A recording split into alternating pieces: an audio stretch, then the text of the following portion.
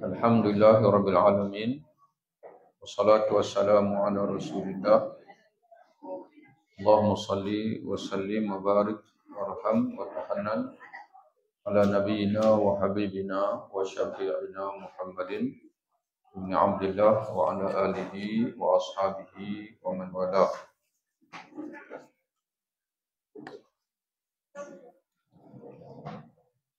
Tuan-tuan dan puan-puan yang dirahmati oleh Allah Subhanahu wa taala, tajuk kita pada pagi ini, pada pagi Jumaat yang mulia ini, kita akan mengulang kaji berkenaan dengan khusyuk di dalam solat dan juga sebab-sebab yang akan bawa kita kepada khusyuk di dalam solat yang perlu untuk kita beri perhatian.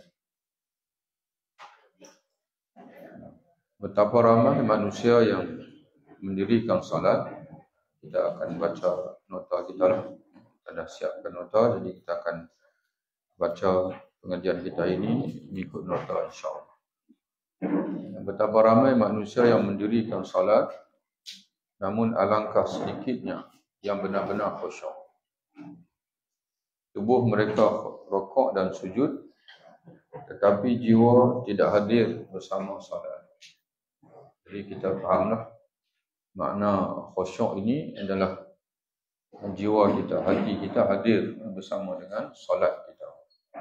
Bukan tubuh kita sebagaimana kita sedia maklum. Kita selalu sebut dalam kuliah-kuliah kita manusia ini terdiri daripada jiwa dan raga, rohani dan jasmani, zahir dan batin. Apabila kita sembahyang, kita nak jiwa kita bersama Allah sebagaimana raga kita, tubuh kita bersama Allah. Jadi bukan raga sajalah bersama Allah, tapi hati kita ni duduk di bendang, duduk dalam kedai bagi orang meniaga, duduk di Kuala Lumpur contohlah. Dia duduk di Perlis tapi hati dia duduk di Kuala Lumpur, duduk teringatkan anak sebagai contoh. Ataupun hati duduk dalam tandas. Itu sebagaimana Nabi SAW sebut dalam satu hadis, la salata bihadratil ta'am wala man yudafi'uhu al-akhbasan. Tidak ada sembahyang, kata Nabi, bagi ketika makanan telah terhidang dan juga pada ketika seseorang itu ditekan oleh kencing dan berak. Dia sakit perut, tapi orang dah iqamat dah. Dia pun takbir, takut ketinggalan berjamaah. Jadi hati dia memang duduk dalam tanda. Ada fikir bila lah imam nak habis, bila nak habis sakit perut ni. Jadi sebab itu Allah hajat dulu. Kalau makanan telah terhidang, makan dulu. Kalau lapar lah. Kalau kita dah kenyang, tak perlu kita makan dulu. Jadi kalau kita sedang lapar, makan dulu. Kemudian baru kita masuk dalam solat. Solat bagi sebahagian besar manusia hari ini telah menjadi sekadar adat, bukan lagi ibadat. Tak boleh, kita kena ibadat. Ibadat mesti buat sungguh-sungguh. Bukan, jangan kita asal sembahyang saja. Kita biasa, adat ni makna apa? Kebiasaan. Kebiasaan kita sembahyang, kita sembahyang. Tapi kita tak rasa apa kita dengan sembahyang. Kita takbir saja, Allahu Akbar, yang kita tunggu ialah salam. Tunggu salam. Itu yang sembahyang laju. Itu yang kita sembahyang pun kita tak perasan dah kita baca apa waktu sembahyang. Doa pun kita tak tahu kita berdoa, kerana dia dah jadi adat, bukan ibadat. Maka semakin lemahlah kesan solat dalam kehidupan kita. Jadi kesan solat itu, solat ni bila kita buat, dia akan ada kesan selepas solat. Di antaranya dia panggil jiwa kita tu semakin dekat dengan Allah Ta'ala. Dan dia protect kita daripada maksiat. Inna salata tanha 'anil fahsya'i wal munkar. Bagaimana ayat dia akan sebut selepas. Kita akan semakin dekat dengan Allah Ta'ala. Kita mendirikan salat, namun lisan masih berbicara perkara haram. Mengumpat tak berhenti lagi. Mengumpat juga walaupun lepas sembahyang. Itu maknanya salat tak kesan, tak beri kesan dekat kita. Telinga masih mendengar yang dilarang. dan tangan masih melakukan kezaliman.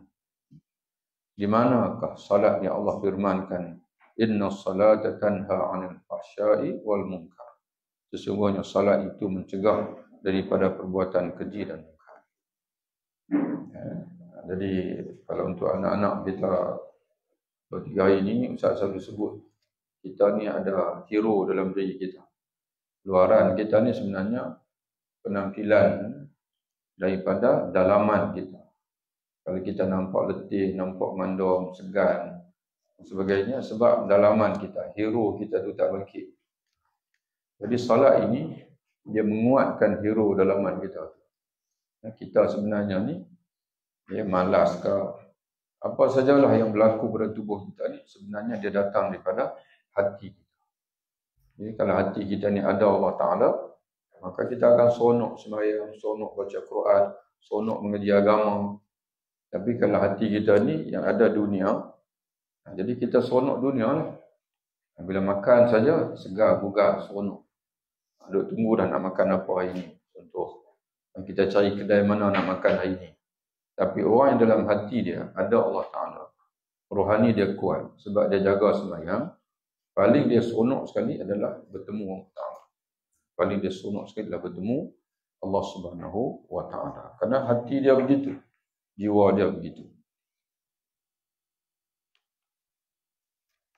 Salat yang mampu mencegah maksiat ialah salat yang dilaksanakan dengan khusyuk.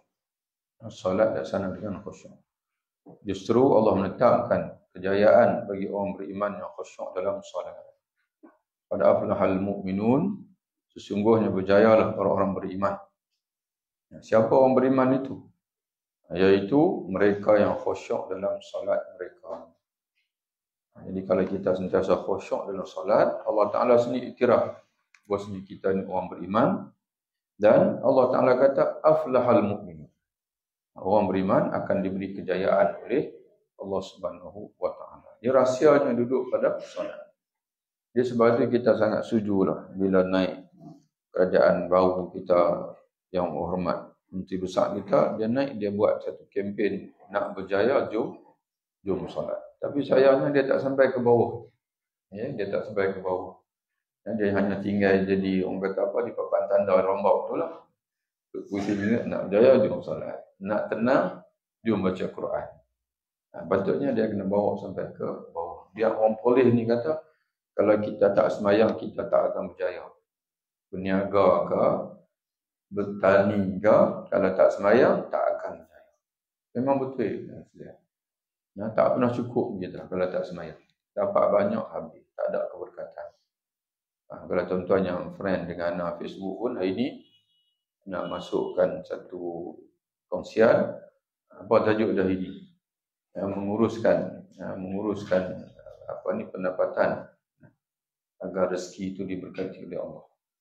Jadi yang dibawa tu hadis yang mana kalau tuan-tuan ingat balik, Anda biasa cerita hadis yang mana seorang disebut nama dia di sebalik awal. Okay? Cuma sebelum ni Anda cerita ada ujung tu ada silap sikit. Tapi tak banyaklah silap tu, tak dekat. Dan Anda cerita di ujung tu sebab dia berazam. Apa saja pendapatan dia akan bahagi dua. Satu sebahagian untuk Allah, sebahagian untuk diri dia sendiri. Jadi sebab itu Allah Ta'ala jaga rezeki dia. Sehingga Allah Ta'ala perintahkan kepada awan ataupun malaikat, wahai awan, pergilah kamu, turunkan hujan kamu di tanah fulan dan fulan. Jadi lelaki yang melalui padang pasir ini, dia dengar suara tu. Jadi dia pun tengok hujan turun tak mana. Dia pun pergi cari tempat tu. Dan dia jumpa seorang lelaki yang sedang menguruskan tanaman tadi. Sedang mengepung air, sedang menguruskan tanaman. Dia tanya, pakcik nama apa? Pakcik tu pun kata, saya nama Fulan bin Fulan. Mana nama yang sama dengan yang dia dengar daripada awal. Ini Rasulullah cerita dalam Sahih Muslim. Rasulullah sendiri cerita dalam Sahih Muslim. Lalu dia bertanya, pakcik, saya nak tanya, apa rahsia pakcik ini sehingga kan saya dengar nama yang sama, nama pakcik dengan nama yang disebut daripada awal, di sebalik awal. Tu dia kata, kalau dah kamu tanya, saya ceritalah. Saya ni, apa saja hasil yang saya dapat daripada tanah saya ini, saya akan bahagi 3. Yang tu yang silap. Nak sebut sebelum ni bagi berapa? 2. Itu betul kan? Nak bahagi 3. 1/3 kata dia untuk Allah. 1/3. 1/3 untuk belanja saya dan keluarga. Dan 1/3 lagi untuk saya kembali kepada tanah saya, di mana modal lah. Jadi kita urusan pendapatan pun kita bahagi 3 bahagian. Tak sebenarnya 1/3, 1/3, 1/3. Kita mungkin kena ada sebahagian untuk kita bayar zakat, sedekah. 10% pun tak apa dah. Zakat baru 25%. Kita up sikit untuk kita sedekah, wakaf dan sebagainya. Kemudian ada sebahagian lagi untuk kita dan keluarga, dan ada sebahagian lagi untuk kita simpan semula bagi kita buat modal balik. Kita nak beranakkan balik buat pendapatan tu ada. Sebab itu tuan-tuan bersekalian, jangan ingat kata perancangan ekonomi ni orang barat ajak, bukan. Rasulullah ajak dalam satu hadis saja. Dalam satu hadis dalam bentuk cerita. Orang pakar kewangan dia kena tulis satu buku. Anda beli 2-3 buku lah tentang perancangan kewangan ni, satu buku. Nak habis itu sebulan lebih. Cara kita baca. Tapi Rasulullah ajak kita satu hadis saja. Kita boleh faham dengan senang macam mana perancangan kewangan kita, pendapatan kita. Jadi sebab itu bila kita jadi orang beriman ni, jaga sembahyang, sedekah, keluarkan zakat, sedekah, sebagainya, itu bawa kejayaan pada kita. Asas khusyuk adalah khusyuknya hati. Ini tuan sini. Asas dia adalah hati kita. Sepanjang kita sembahyang ni, kita jaga hati kita. Sebab itu ada setengah ulama mengfatwakan, tapi benda ni dia tak ada lah hadis. Baru ni pada orang tanya, bila di Masjid Santan ni, sekarang ni anda tengah baca kuliah subuh buku Intisari Sifat Salat Nabi. Hadis ini setiap hari Selasa. Dan sampai separuh buku ni. Bila sampai tentang qiyam, kenapa? Soalan tanya, kenapa ada orang qiyam dia sengit sebelah kiri? Macam ni. Dalam hadis adalah hadis letak atas dada dan juga sama adalah hampar ataupun pegang. Ini. Tapi ada kata sengit di sebelah kiri, di kiri. Dalam live Facebook kan nampak kanan sebab dia kalih. Sebab tu ada orang tegur, ustaz makan tangan kiri. Padahal dia tengok Facebook tu dia kalih. Kita ingat ni sebelah kiri ni bagi yang ikut Facebook ini kiri Itu ada dalam satu kitab iaitu Hasyiah Al-Baijuri. Dia kata sebagai simbolik kita pegang hati kita. Jantung. Pegang hati kita lah, jantung hati kita. Pegang, jangan pergi mana-mana. Tapi kalau kita pegang pun, tangan pegang pun, dia nak pergi, dia pergi juga. Cuba sebagai yang kata apa. Tapi dari segi hadisnya, dia tengah. Cuma ada ulama dalam Hasyiah Al-Baijuri, Imam Al-Baijuri, dia kata sengit si sebelah kiri sebagai yang kata apa, seolah macam kita memegang jantung hati kita ni supaya dia tetap bersama salat kita. Apabila hati khusyuk, seluruh anggota tubuh turut tunduk. Mana tunduk kepada Allah. Nabi SAW bersabda, sesungguhnya dalam tubuh itu ada segumpal daging. Jika ia baik, baiklah seluruh tubuh. Jika ia rosak, rosaklah seluruh tubuh. Ketahuilah ia adalah hati. Sahih Al-Bukhari. Dalam doa Nabi SAW ketika rukuk, baginda SAW menyebutkan, Allahumma laka raka'tu. Ya Allah, kepadamu aku rukuk. Kepadamu aku beriman. Kepadamu aku berserah. Dan tunduk kepadamu pendengaranku, penglihatanku, tulangku dan sarafku. Mana tengah sembahyang tu, Nabi mengajar kita supaya semuanya tunduk kepada Allah. Mana kita hadir dalam keadaan kita tunduk kepada Allah. Jadi sebab itu, di antara yang dilarang oleh Nabi SAW ketika sembahyang ialah kita mengangkat kepala kita dan mendongak ke langit. Itu asasnya, sepanjang sembahyang tu kepala kita mesti tunduk. Cuma ulama khilaf di mana nak tengok. Itu khilaf. Okay. Kalau tidak ada hadis yang khusus. Walaupun dalam kitab Al-Muhazzab Imam Asy-Syirazi dia bawa hadis bahasanya pandangan mata tu lihat tempat sujud. Tapi hadis ini tidak ditemui dalam mana-mana kitab hadis. Jadi sebab itu yang sabit dengan hadisnya sepanjang kita semayang ni ialah kita tunduk. Tunduk tu nak tengok ke mana? Jumhur ulama kata tengok tempat sujud. Tapi ada juga ulama yang fatwakan waktu kita berdiri tengok tangan kita. Dan waktu lain tengok tempat sujud lah. Tapi waktu berdiri tengok tangan. Bila waktu kita rokok tempat sujud. Bila kita sujud, sedia maklumlah kalau sujud nak tengok tak mana lagi. Tempat sujud dia lah. Tidak akan khusyuk anggota tubuh kecuali apabila hati terlebih dahulu khusyuk. Hati kita terlebih dahulu hadir. Khusyuk mana apa? Hadir hati kita bersama dengan Allah Ta'ala, bersama dengan bacaan kita, bersama dengan sembahyang kita. Jadi bila tubuh kita rokok, hati kita pun rokok sama. Bila tubuh kita sujud, hati kita pun sujud sama. Bila lidah kita sebut Allahu Akbar, hati kita akan Allahu Akbar sama. Hadir hati kita, lintas hati kita tu Allah Maha Besar. Sebab-sebab khusyuk dalam salat. Berikut adalah antara sebab utama untuk mencapai khusyuk. Yang pertama, membersihkan dan memperbaiki hati. Sebelum sembahyang kena bersihkan hati, kena perbaiki hati kita. Semakin bersih dan soleh hati kita, soleh makna apa? Mana soleh? Mana soleh itu mana? Tak nampak malu di rumah soleh. Jadi anak-anak sini ada seorang nama soleh. Soleh di makna baik. Semakin bersih dan semakin baik hati kita, semakin khusyuklah solat kita. Hati menjadi baik. Macam mana hati nak jadi baik? Hati menjadi baik melalui banyak melakukan amal soleh. Mana jangan buat maksiat. Membanyakkan istighfar. Meninggalkan dosa dan maksiat. Karena setiap kali kita buat maksiat akan timbul titik hitam dalam hati kita. Kemudian bila kita istighfar, bersih balik.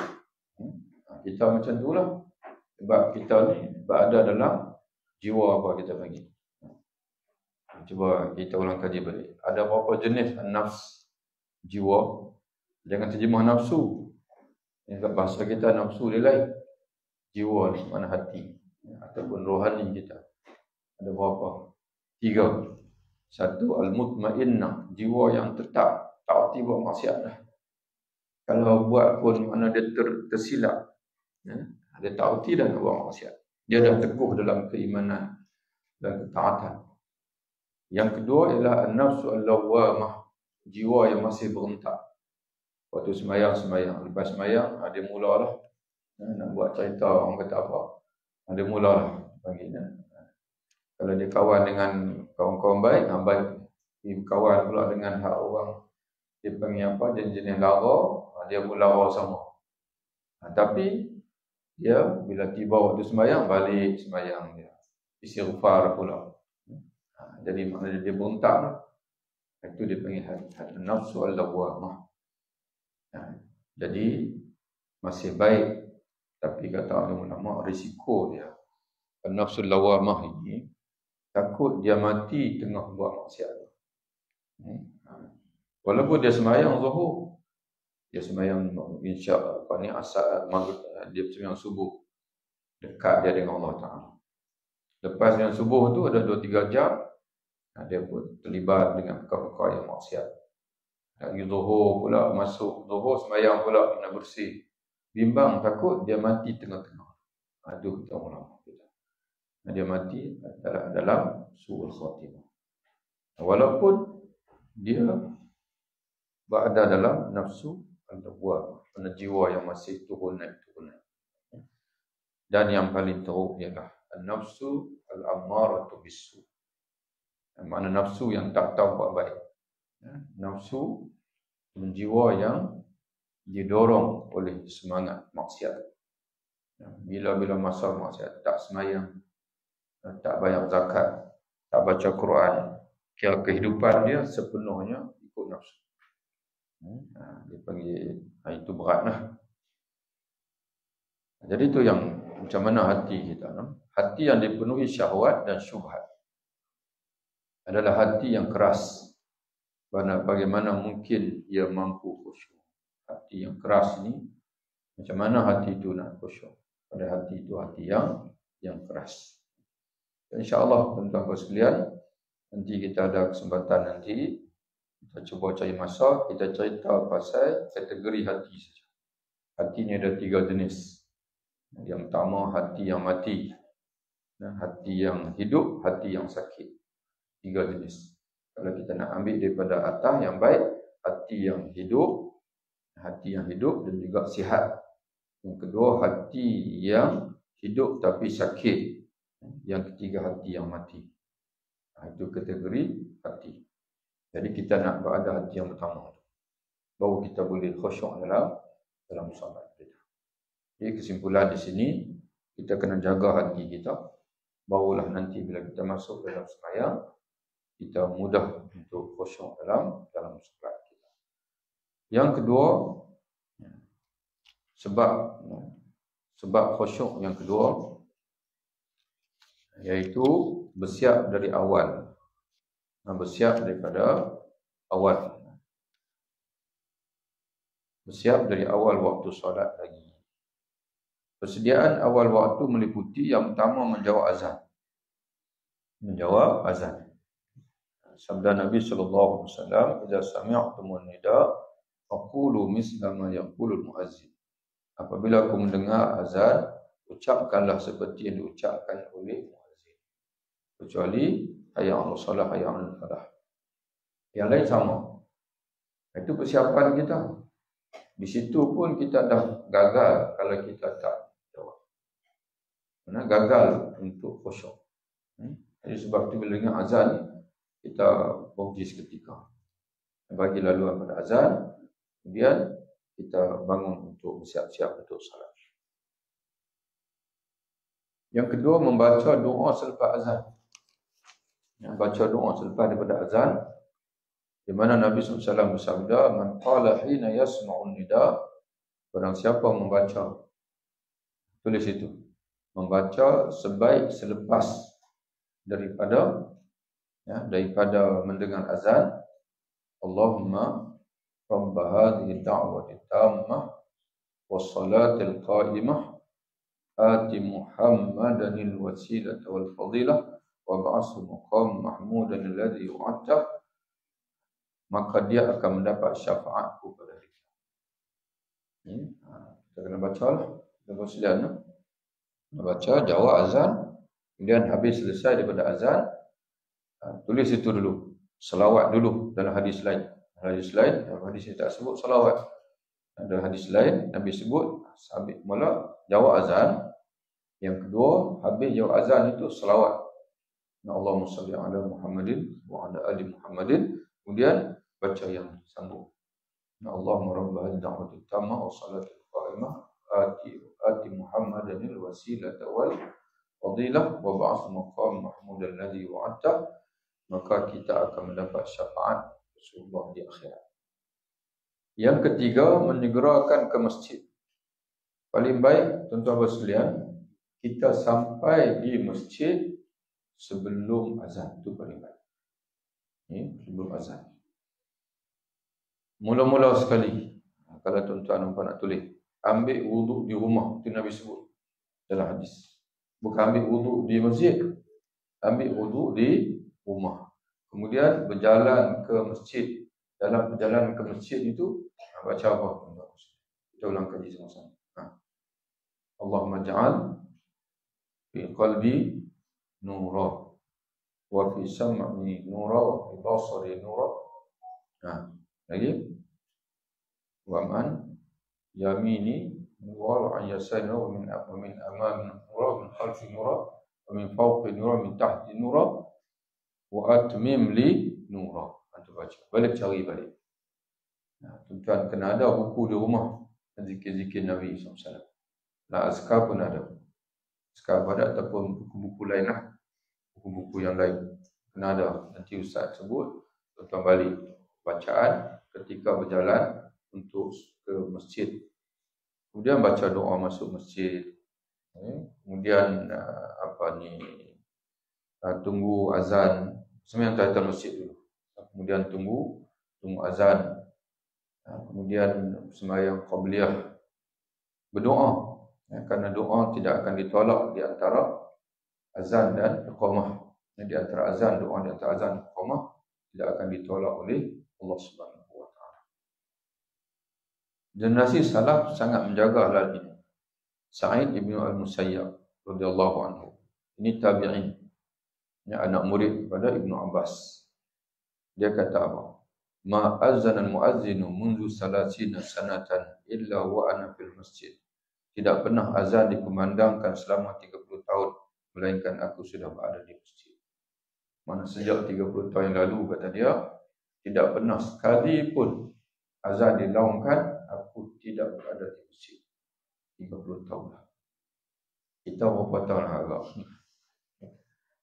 Tak pernah. Selama 30 tahun tidak pernah dikumandangkan azan melainkan saya belum sampai di masjid. Itu kita. Dengan azan, start bersama lah. Sebab anak-anak kita dia masih muda. Inilah masa untuk anak-anak kita. Inilah masa kamu untuk buat yang ini. Nanti bila tua nanti tak payah. Dah jadi kebiasaan. Kalau kita ni macam-macam urusan, anak-anak kita dia tak ada urusan apa. Urusan dia mengaji. Tak ada urusan apa pun. Tak ada sebab dia tak boleh laksanakan. Untuk jadi macam mana tabi'in besar Sa'id ibn Musayyab. Ibrahim bin Maimun al-Marwazi, salah seorang pendakwah dan termasuk dalam kalangan ulama hadis, bekerja sebagai tukang emas, iaitu menempa emas atau perak. Ibnu Ma'in berkata tentangnya, apabila dia mengangkat kol lalu mendengar azan, maknanya dia betul-betul tukang emas, tukang tumpah logam dia panggil. Dia ini silat terjemahan. Tukang emas, tukang tempah bahan-bahan logam, tukang tempah logam gitu. Orang zaman dulu dia tak ada leburan, dia lebur juga, tapi dia kena ketuk, dia tak ada cuan tu, dia ketuk. Jadi Ibnu Ma'in menceritakan tentang dia. Ibrahim bin Maimun ini, apabila dia mengangkat tungkul, mana dia tengah ketuk lah, lalu dengan azan, dia tidak menurunkan untuk mukul. Dia akan tinggal. Dia tidak mukulnya, walaupun jika dia mukul, dia hanya mengambil beberapa saat saja. Tinggal beberapa saat dah siap. Mana pukulan terakhir, itu pun dia tak akan ketuk. Dia akan tinggal. Sebab apa?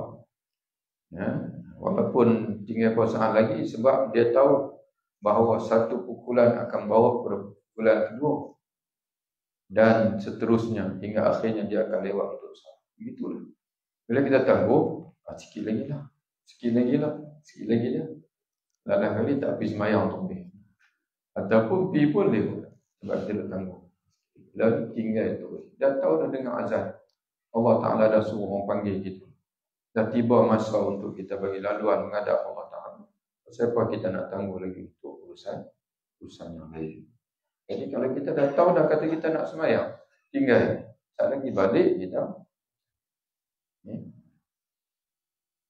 Ini cerita ni anak sendiri pun baru dengar. Ini cerita ni sebenarnya yang ambil dalam kongsian ni oleh seorang ulama, Khalid Khudran Al-Dalbahi Al-Utaibi. Dan terjemah saja. Sebelum ni, anda pernah ada satu bayan tabligh. Dia cerita ada seorang salafus salih, dia kata buat rumah tinggal seketui bata lagi. Dia nak susun tu tinggal seketui bata lagi. Dengar azan, dia letak bata tu, dia pergi sembahyang. Kalau kita bukan dekat seketui bata. Batal lagi kita tak maulah saling kita sikit. Akhirnya lambatlah. Cerita yang hampir sama. Yang ketiga, mengingati akhirat. Ketika berdiri di dalam salat, bayangkanlah seakan-akan ini adalah salat terakhir dalam hidup. Ingatlah bahawa suatu hari kita akan berdiri di hadapan Allah. Ya Allah berfirman, bayangkan, katalah kita ni orang nak kenakan hukuman bunuh. Inilah yang kata kita minta izin seumpama Khabbab bin Al-Arat. Dia nak dibunuh oleh orang kafir, dia minta izin untuk sembahyang 2 rakaat. Sebab itu di antara sunnah Nabi, sebab Nabi dengar cerita tu Nabi tak kerti apa, Nabi tak. Sebab itu di antara sembahyang sunat ialah sembahyang sunat orang yang dia tahu dia akan mati, dia akan dibunuh. Ini sunat untuk dia sembahyang 2 rakaat. Khabbab al-Arat. Jadi tuan-tuan dan puan bayangkan, kalau kita tahu saat lagi kita nak mati dan kita diizinkan boleh sembahyang 2 rakaat, macam mana sembahyang tuan-tuan? Kita tak akan biarkan apa-apa masuk dalam hati kita, melainkan Allah Ta'ala saja. Sebab kita tahu masa dah tak ada dah. Itulah sembahyang terakhir kita. Sebab itu Nabi pesan, salli salatan muwadda'in, walaupun dia tak masuk sini. Nabi kata sembahyanglah dengan sembahyang perpisahan. Kita ni sembahyang, kita duk rasa kata nak hidup lagi. Dan saya ni tak apalah sembahyang. Saya kita nak sembahyang lagi. Kita kena Nabi sini pesan kat kita, sembahyanglah kamu seperti sembahyang perpisahan. Nah, sembahyang yang terakhir. Allah berfirman, wasta'inu bis-sabri was-salah wa inna lakabiratun illa 'alal khashi'in alladzina yadhunnuna annahum mulaqu rabbihim wa annahum ilaihi raji'un. Mintalah pertolongan dari Allah dengan sabar dan salat. Mana kita minta tolong? Dengan sembahyang tu kita boleh jadi dipanggil wasilah untuk minta tolong dari Allah. Apa saja hajat kita.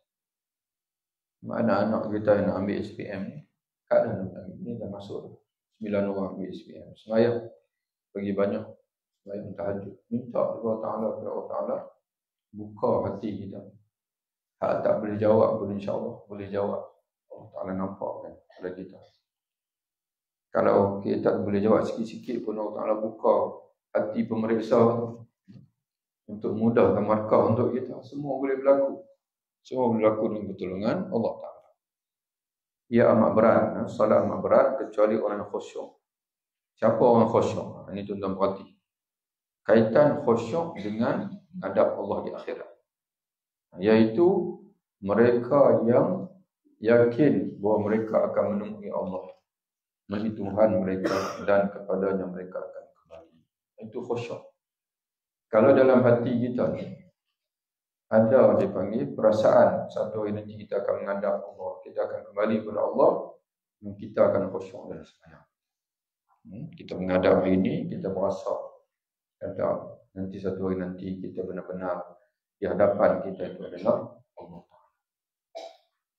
Yang keempat, merasakan hakikat bermunajat dengan Allah. Ketika membaca Al-Fatihah, Allah menjawab setiap ayat yang kita baca.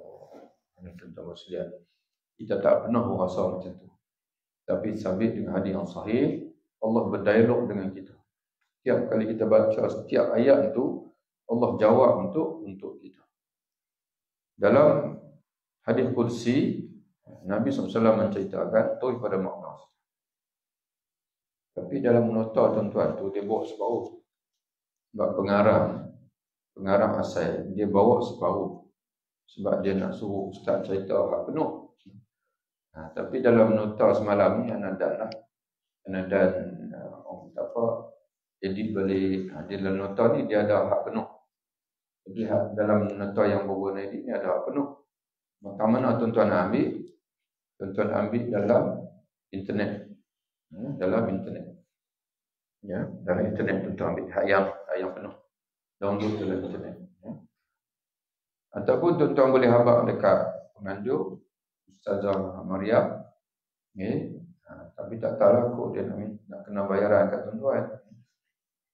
Ustaz tolong photostat kat kami hak penuh.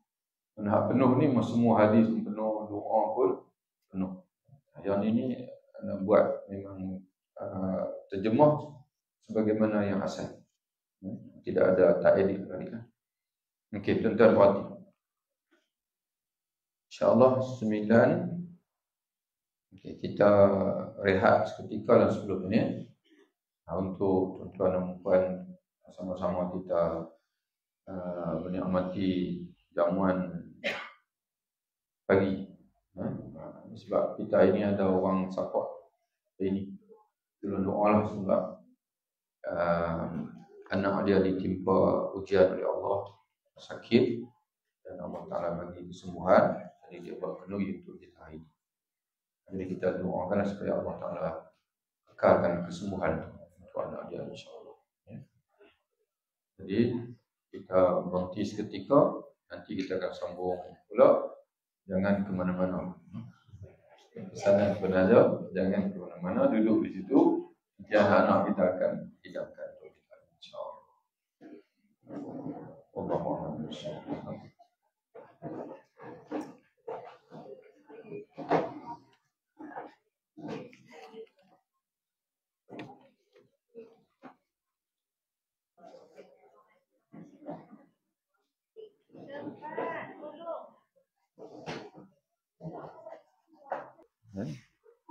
Tak apa, makan sambil makan.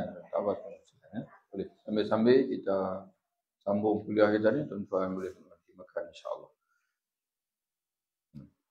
Nabi SAW bersabda dalam satu hadis kursi, Allah berfirman, aku telah membahagikan salat, yakni surah Al-Fatihah.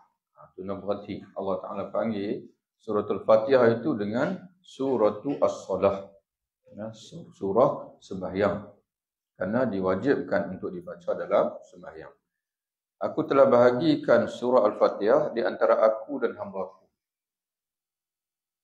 kepada dua bahagian. Dan bagi hamba-Ku apa yang dia minta. Mana dalam surah ini juga ada permintaan dia. Aku akan kabulkan permintaan dia.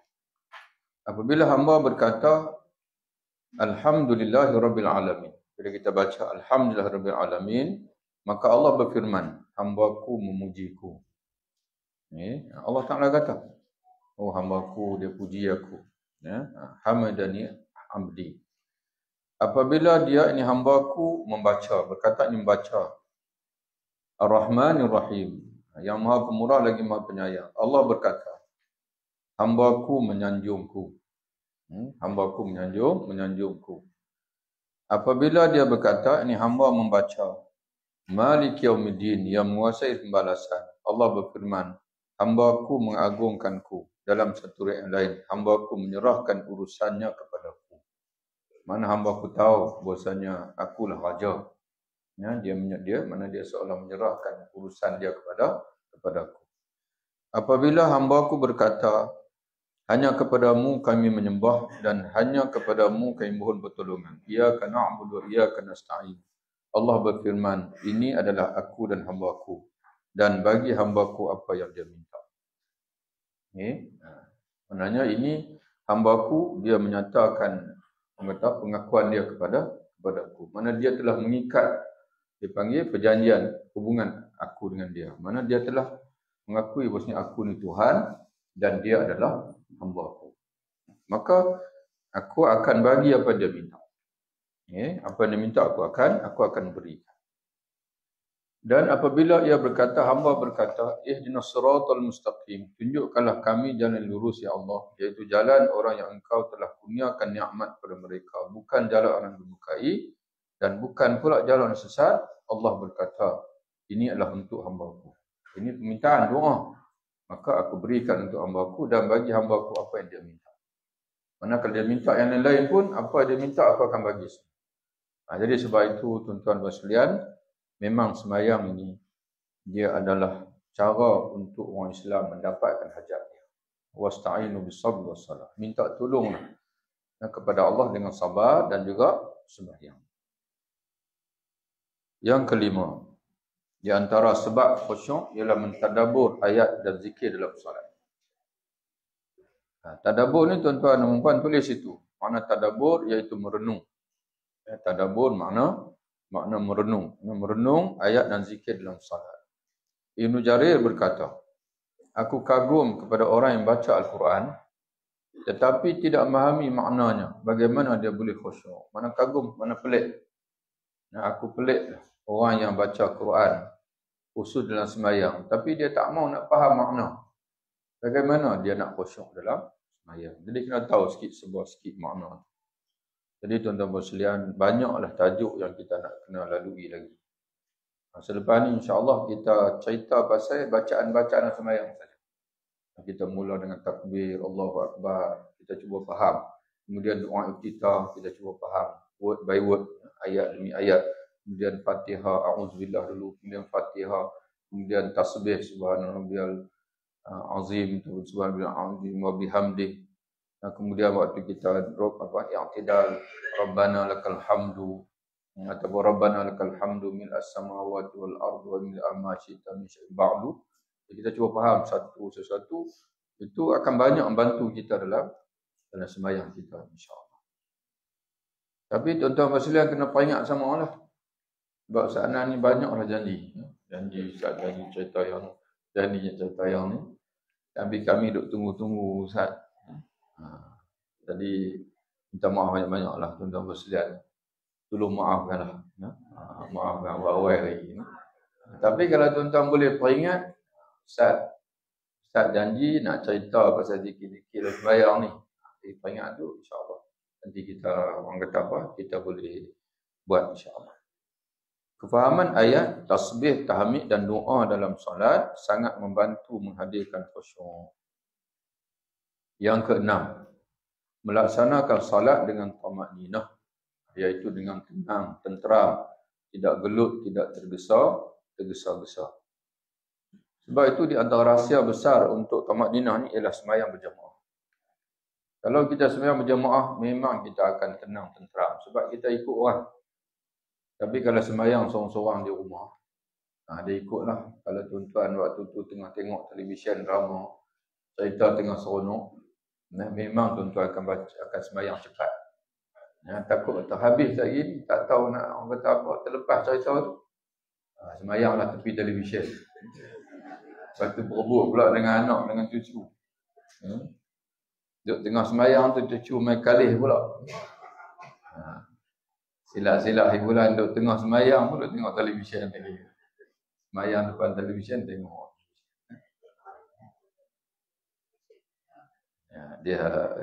Kita ni alhamdulillah Allah Taala bagi dah sampai peringkat umur lah ni, kita dah tak mau dah televisyen. Tapi peringkat muda-muda ni memang mereka ni dengan televisyen ni itulah hiburan. Panggung wayang pakat tanya. Ada yang telefon marah pada. Ni semua Ustaz Nan lah.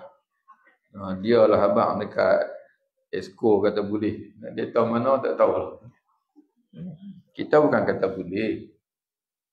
Kita sebut dipanggil kalau nak buat garis panduan dia sekian-sekian. Itu saja, bukan kita kata tak semestinya kita kata boleh.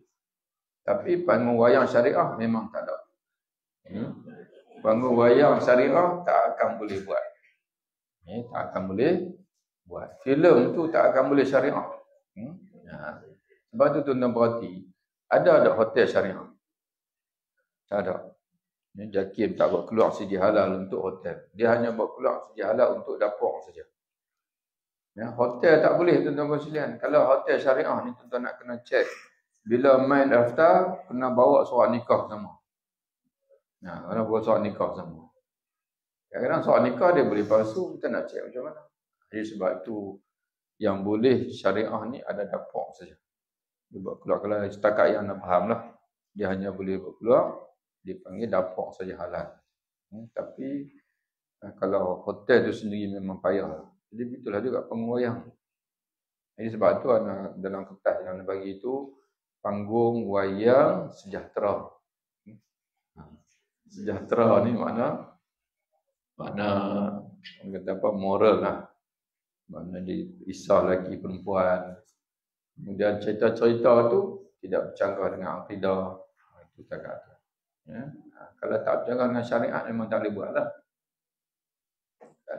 Zaman hari ini tuan-tuan bersekalian, kalau kita tak bagi pun dia lari pergi tempat lain. Jadi wallahu alam lah. Memang cabaran bagi orang yang nak memimpin kerajaan pada zaman hari ini, cabaran yang cukup besar. Kerana dia dilingkungi oleh dunia yang masih lagi berluasa dengan kefasadan.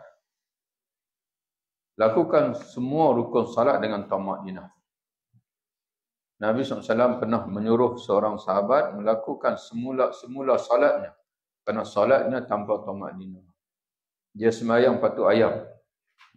Tak dan bau rokok, bau dahi itu, bau sentuh, bau jatuh badan, dia dah bangkit dah. Tak dan tetap pada rokok, dah bangkit siap dah. Jadi sebab itu sekurang-kurang tamakninah ini ialah sekali tasbih. Kadar sekali tasbih itu sekurang-kurang. Jadi kita yang jaga 3 kali, setiap kali kita tasbih 3 kali, memang tamakninah itu dah komplit. Apa tadi kalau 5 kali, nak 7 kali, 9 kali kalau kita sembahyang malam. Tapi imam jangan lebih daripada 5 kali. Imam jangan lebih daripada 5 kali. Sebab Nabi perintahkan kita untuk imam ni dia adalah salat yang sederhana saja. Nabi kata dekat dia, irja' fa salli fa innaka lam tusalli. Salatlah semula kerana engkau belum salat. Bayangkan. Walaupun dia dah sembahyang, tapi bila dia sembahyang tak ada tamakninah, Nabi kata kamu tak sembahyang. Berat.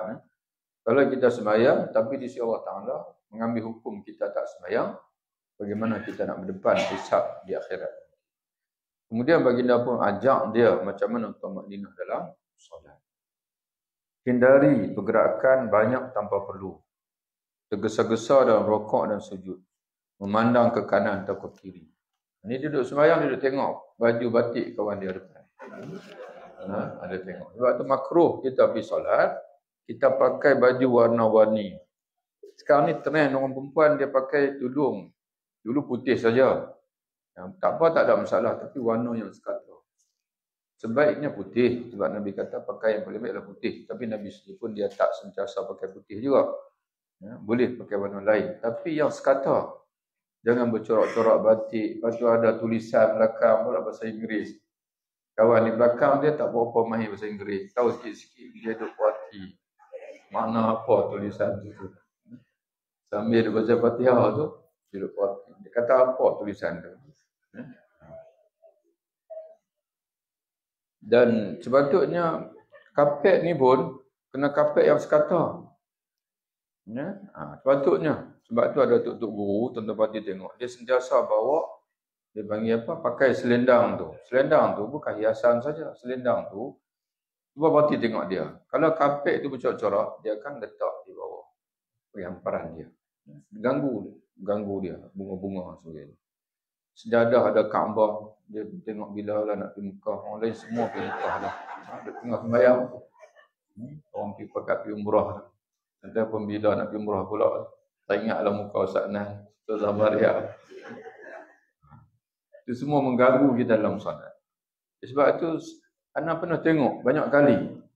Ada orang, dia kalih sejadah dia. Dia sembahyang, dia kalih sejadah belah. Mai kawan pula pergi kalih pula. Kawan mai sembahyang pula. Ana tengok sendiri. Dia ingat kawan tu tersilap kalih. Dia kalih pula. Padahal kita tahu kawan dia kalih sebab dia nak ambil hak belakang tu sekata.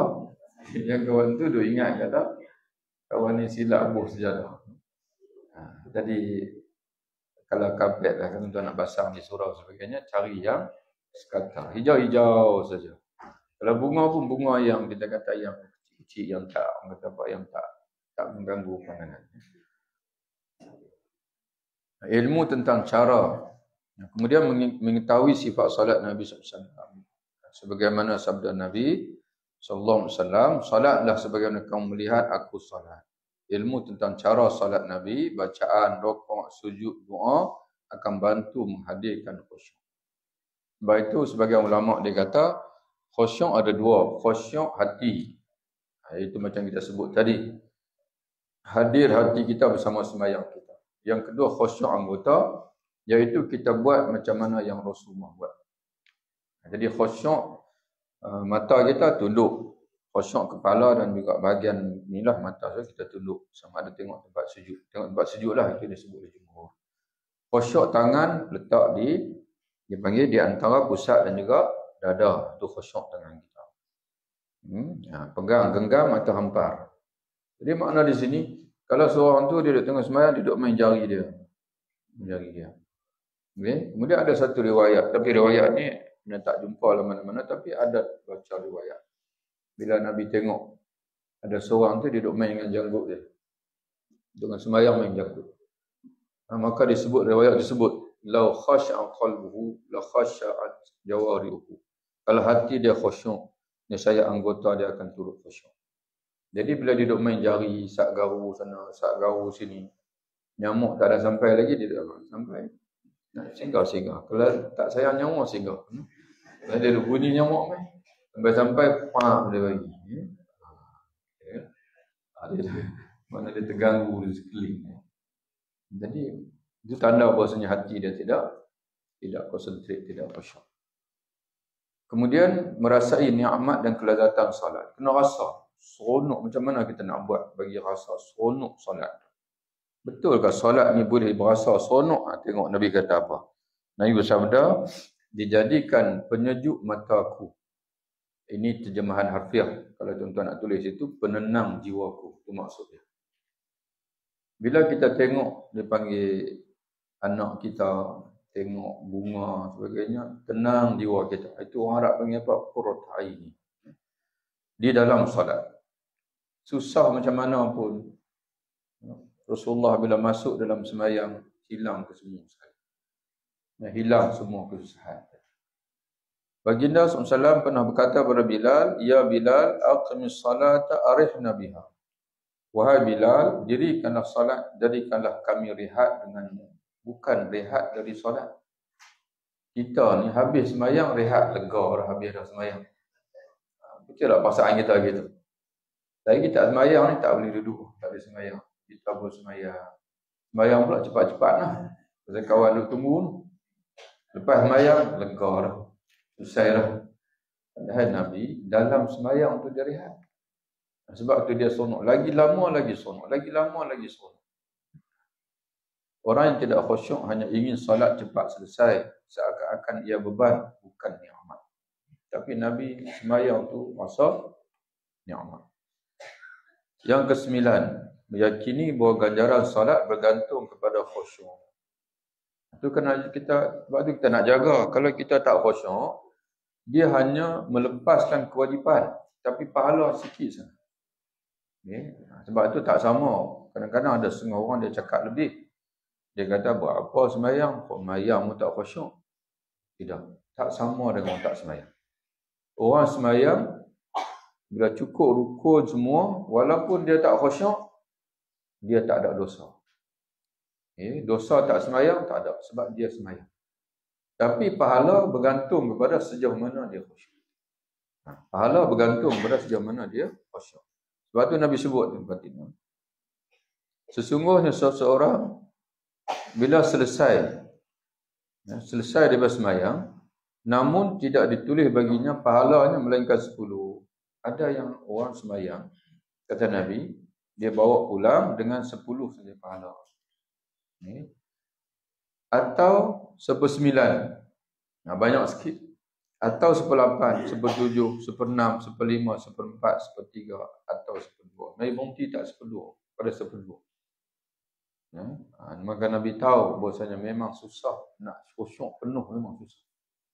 Tapi kalau boleh khusyuk 1/2, 50% tu mungkin tinggi. Nabi SAW khusyuk 100%. Nabi sembahyang khusyuk 100%. Tapi orang lain tu mungkin sahabat-sahabat lah, sahabat-sahabat besar. Tapi kita Nabi mungkin tak kat 1/2, 50% dia balik dengan pahala. Nabi tu berselian, dia tengah lena pun ingat Allah Ta'ala.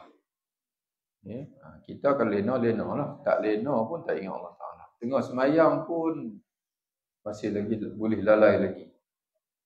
Sebab tu para sahabat, kalau tak silap isteri Nabi, dia tanya, Ya Rasulullah, kenapa kami tengok kamu? Kadang-kadang kamu tidur. Tidur bukan main nyenyok sungguh sampai kadang-kadang Nabi bunyi juga bila dia tidur.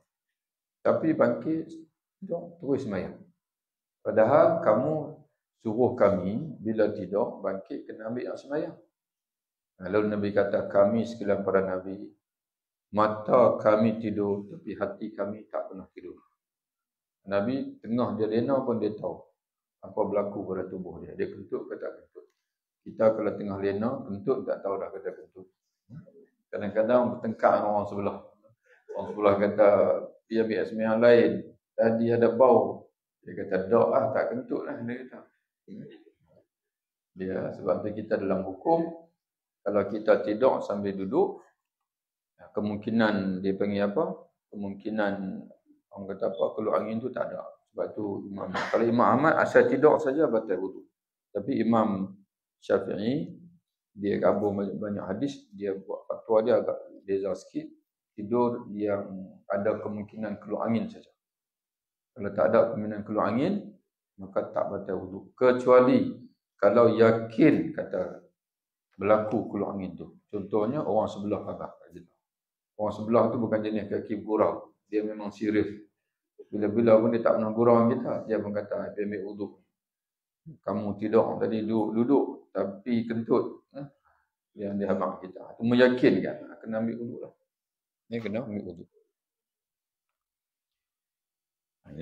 Jadi, kemudian penutup. Kita dah sampai penghujung. Khusyuk dalam solat membawa manfaat yang sangat besar di dunia dan akhirat. Sebab itu kita kena jaga khusyuk. Dan semoga Allah menjadikan kita hamba-hambanya yang khusyuk, yang mewarisi syurganya. Kerana Allah berfirman, qad aflahal mu'minun, sesungguhnya berjayalah orang beriman. Nah, siapa orang beriman itu? Mereka yang khusyuk dalam solat. Bagaimana dia boleh sebut? Semoga Allah menjadikan kita hamba-hamba yang khusyuk, yang mewarisi syurganya. Kerana di hujung, ini ayat Allah Ta'ala cerita orang beriman. Kemudian Allah Ta'ala cerita sifat-sifat orang beriman. Di hujungnya Allah Ta'ala sebut, ulaika humul warisun, mereka lah para pewaris. Pewaris apa itu? Yang mewarisi syurga Firdaus, mereka kekal di dalam. Salah satu sifat pewaris syurga Firdaus, iaitu orang yang sentiasa khusyuk dalam solat dia. Itulah tuan-tuan sekalian, tajuk kita hari ini. Sebelum kita sudahi majlis kita, kita bukalah kalau tuan-tuan ada 1-2 soalan. Ada 1-2 soalan, kita buka, boleh tuan-tuan tanya insyaAllah. Silakan.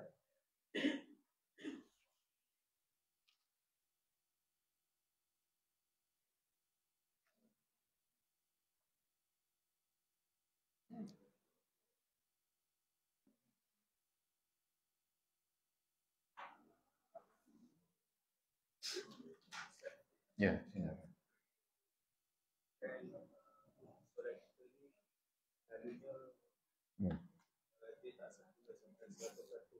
Ya.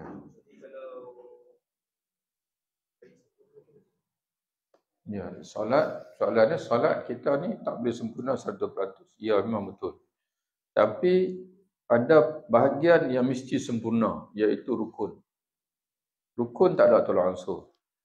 Dalam mazhab Syafi'i ada 2 benda dalam sembahyang yang tak ada tolak ansur. Mesti kita buat. Dipanggil mesti bagi sah. Syarat, dia panggil syarat sah solat, iaitu wudu. Kena bagi elok. Ya, sekurang-kurangnya rukun wudu. Menghadap kiblat. Tutup aurat. Itu yang pertama. Yang kedua, rukun-rukun. Yang tu dia tak boleh ada, dia panggil ada kecacatan di situ. Kecacatan yang menyebabkan ditolak oleh syarak. Kita pakai ada pakaian, tak perasan kata ada lubang. Orang lelaki lah selalunya, kain dia terkoyak, ni ada lubang. Lubang yang mana tengok, mata tengok, nampak dia panggil itu. Kalau lubang kecil sangat, mata tengok pun tak nampak kulit kita, itu dimaafkan. Lubang tu besar. Besar kita katalah, kira mata kita tu nampak kulit kita. Itu apa ni tak dimaafkan. Kita kena sembahyang lain lah. Kena tukar pakai pakaian lain. Kain lain, lepas tu sembahyang lain.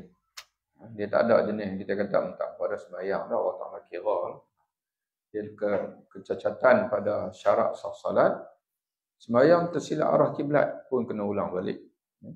Terlupa ambil wuduk pun kena ulang balik. Yang kedua, rukun. Sembahyang terlupa baca Fatihah, kena tambah 1 rakaat lagi. Kalau kita teringat sebelum bagi salam ataupun selepas kita bagi salam. Ada orang peringatkan kita, katakan ni tadi rakaat pertama kamu tak baca Fatihah, kita sambung balik satu lagi kita sambung, kemudian kita sujud sahwi. Adapun perkara yang sunat, kita cuba buat sehabis baik. Kita cuba buat sepenuhnya dan kita cuba buat sehabis baik. Begitu khusyuk.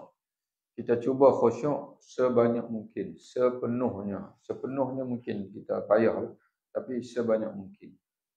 Kita cuba untuk jaga sembahyang kita. Bila sembahyang kita tengah sembahyang tu, balik kita patah balik. Jangan biarkan balik itu. Bila kita ada tengah sembahyang tu khusyuk dah. Sebab itu sebagian ulama kata, apa hukum tuan-tuan bersekalian kita sembahyang pejam mata? Apa hukumnya? Kalau ikut Imam Nawawi, kalau kita perlu pejam mata, harus, tidak makruh.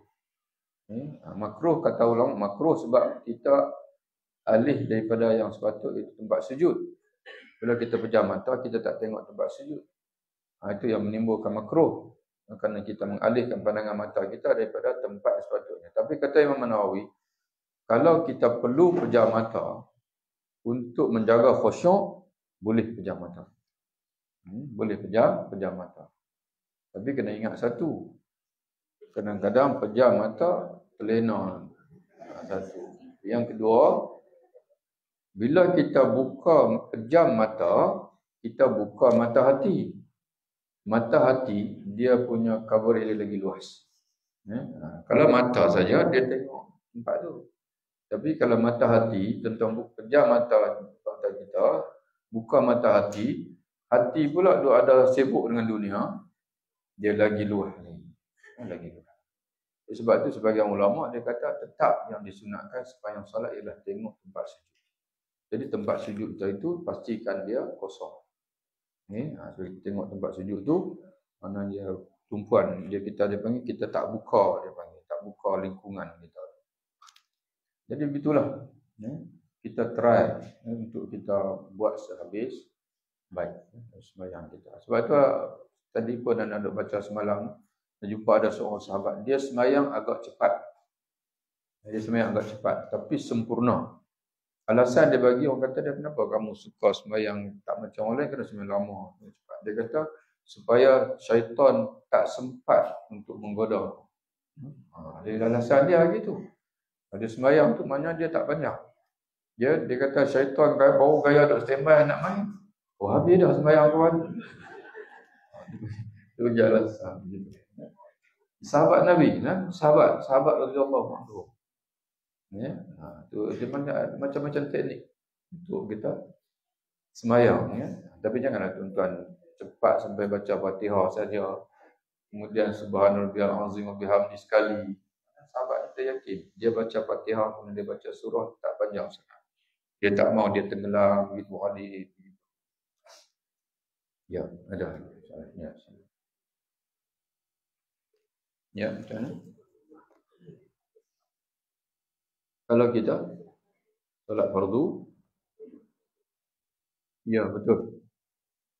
Dia panggil, bila kita sembahyang ibadat apa saja, kita tak boleh berhenti ikut suka kita. Kecuali kalau ada sebab yang mana kita perlu berhenti. Sama ada batal sembahyang ataupun kita sakit perut, dan sebagainya, maka boleh berhentilah. Dia berhenti tu macam mana? Ada orang kata berhenti jangan bagi salam. Adab dia. Tapi ulama lain jawab pula, tidak pernah Nabi mengajar kita bagi salam melainkan pada kita duduk.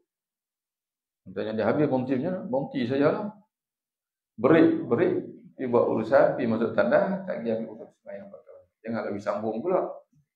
Tadi sembahyang 2 rakaat zuhur, lepas tu sakit perut, berhenti, kita sambung pula dengan ketiga boleh. Tawaf boleh. Tapi sembahyang tak boleh. Sembahyang kena awal. Jadi begitulah. Jadi tak boleh kita sengaja berhenti lah. ibadat kita boleh berhenti kalau ada sesuatu. Ya. Ya.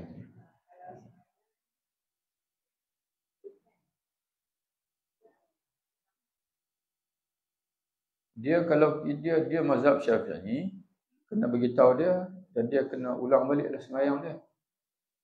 Kena ulang balik. Kena ulang mula balik. Sebab dimaafkan kalau segera tutup. Contoh macam kita tengah sembahyang, orang lelaki lah selalunya, mai angin tiup kain dia, terselak, dia segera tutup. Yang tu dimaafkan. Jadi sama juga najis. Kait cicak kering jatuh. Jatuh atas tangan dia, dia pun tepis segera. Kering. Tapi kalau basah tak payah lah. Kena berhenti lah. Kena berhenti. Ataupun kita berasa darah dalam mulut kita keluar, kena berhenti sebab darah najis. Kemudian kena kumuk. Jangan berhenti-berhenti betul kecak-kecak telat, tak boleh. Ayat liuk bukan ayat mutlak. Basuh najis mesti dengan air mutlak. Ayat liuk tu air dipanggil bukan air mutlak. Kena kumuk. Tapi kalau keluar darah juga tu dimaafkan. Okey, masuk hukum istihadah, sebau dan sebagainya. Jadi kalau dia perasan kata stokin berlubang, dia kata, maknanya mesti berlaku lama dah tu. Sebelum sembahyang lagi berlubang. Jadi dah lama sangat. Jadi dia kena berhenti, tukar stokin lain, ataupun stokin berlubang tu dia tarik-tarik pergi tampung, tu sembahyang lain. Boleh, ya? Jadi orang yang hanya dimaafkan tu kalau bagi sebentar dia bagi. Ada tengah nampak dia terus dia terselak tu dia. Kalau dia terselak, dia kata angin ni tak tahu kata orang tengah semayang duk selak pula. Betul. Lama dia duk fikir pula nak tutup tak tutup. Betul ya. Itu. Ya. Ya, apa saja doa boleh, cuma doa yang khusus Nabi SAW, wallahu a'lam, pun tak pasti. Ya, tapi doa contoh ada amalan orang baca qul al-falaq, qul bin nas baca, walaupun tidak ada sabit dengan hadis Nabi SAW, tapi ikhtiar kita. Cuma kita tak boleh claim lah itu hadis Nabi. Kalau kita duk buat anak kita tanya, ni mak duk baca qul bin nas tu apa? Ini sebagai ikhtiar kita untuk kita menghalau syaitan, minta lindung supaya dia tak ganggu kita. Dan di antara lagi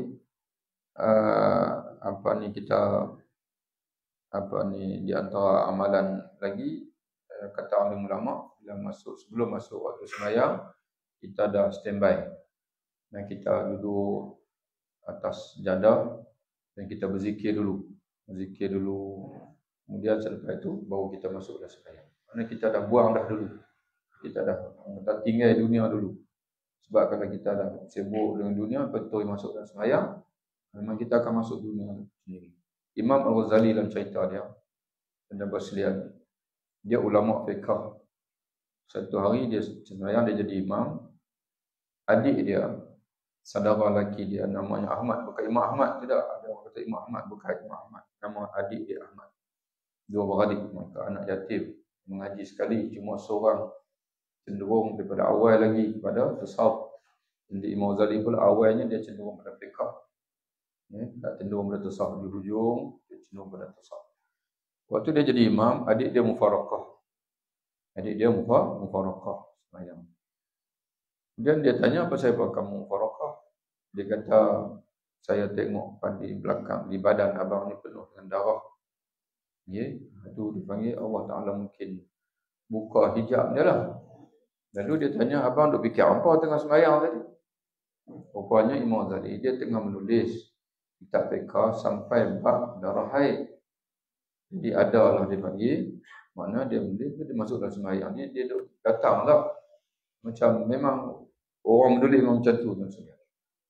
Ya, memang idea tu kadang-kadang dia main idea tu, kita cepat-cepat cari pen, cari pensel, takut hilang.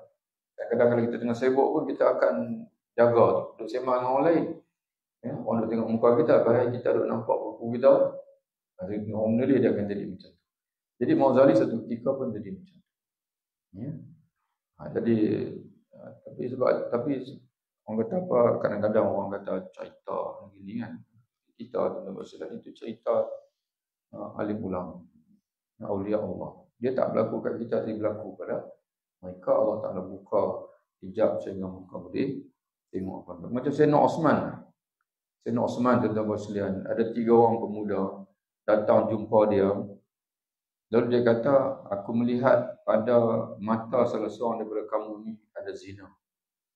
Kawan tu terkejut lah. Dia kata, wahai Osman, apakah wahyu masih turun? Memang betul lah. Dalam perjalanan tadi, dia duduk tengok perempuan.